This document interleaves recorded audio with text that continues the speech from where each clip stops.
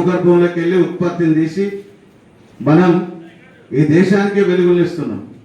అలాగే రైతు ఏ విధంగానైతే కష్టపడి పనిచేసి మనకందరికీ అన్నం పెడతా ఉంటాడో మనం కూడా వాళ్ళ లెక్కనే పనిచేస్తూ ఉంటాం.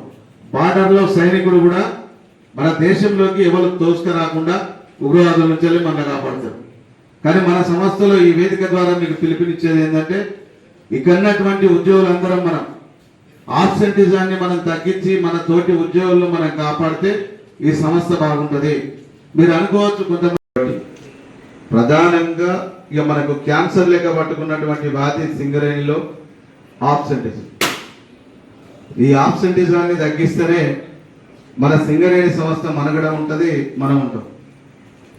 ఒకవేళ ఈ ఆబ్సెంటిజాన్ని తగ్గించుకోకపోతే నిజంగా మనం కష్టపడి పనిచేసి సంవత్సరానికి 260 మస్టర్ల నుంచి 70 మస్టర్లు చేసినటువంటి ఉద్యోగులం మనం కూడా ఈ ఆబ్సెంటిజం చేసే వాళ్ళతో పాటుగా మనం కూడా నష్టపోతాం.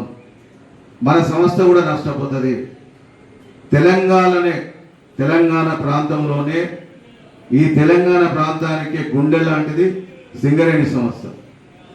అంటే ఈ ప్రాంతంలో సుమారుగా ప్రత్యక్షంగా 40,000 మంది సింగరేణి ఉద్యోగులు మనం పనిచేస్తే దాదాపుగా 1 కోటి మందికి ఆశ్రయం కల్పించేటువంటి యొక్క అతిపెద్ద సంస్థ మన తెలంగాణ ప్రాంతంలో సింగరేణి. వాళ్ళ దిక్కు చూడకండి, వాళ్ళ లొల్లి వాళ్ళకు ఉంటుంది. అది